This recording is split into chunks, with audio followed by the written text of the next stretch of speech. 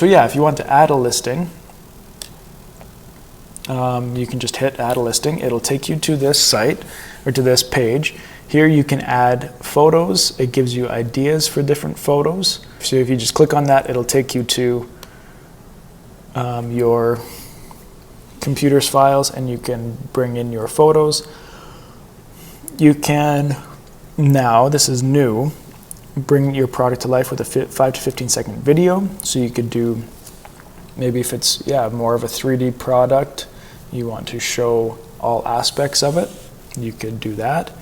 And then here's where you add your details. So you'll add your title here, your who made it, what is it, when it was made. You'll add your category to it, and so you can see many times mine are just acrylic or mixed media artworks.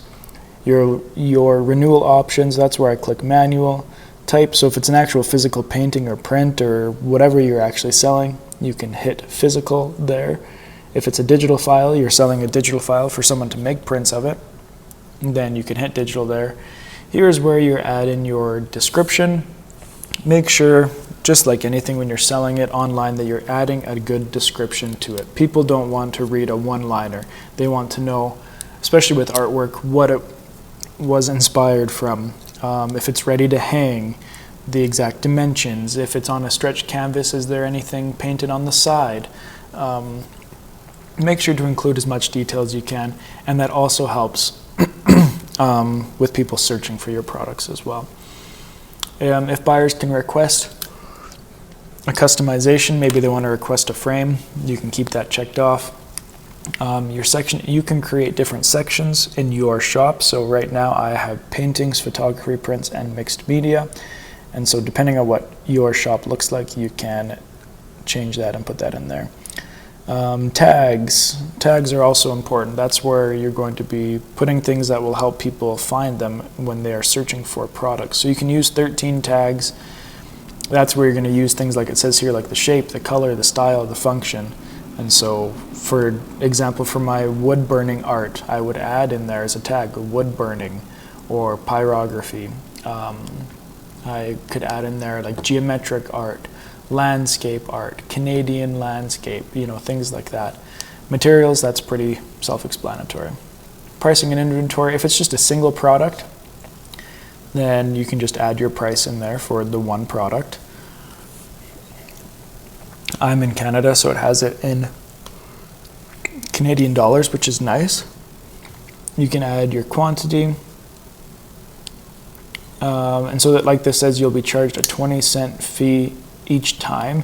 That means if you sell one of those products, then it'll automatically renew for the rest of your stock and just charge you the 20 cents. Here you can add variations. So that's where you can add different sizes. I'm going to go in, it says select your category before adding variations. So I'm going to go up and select just acrylic there.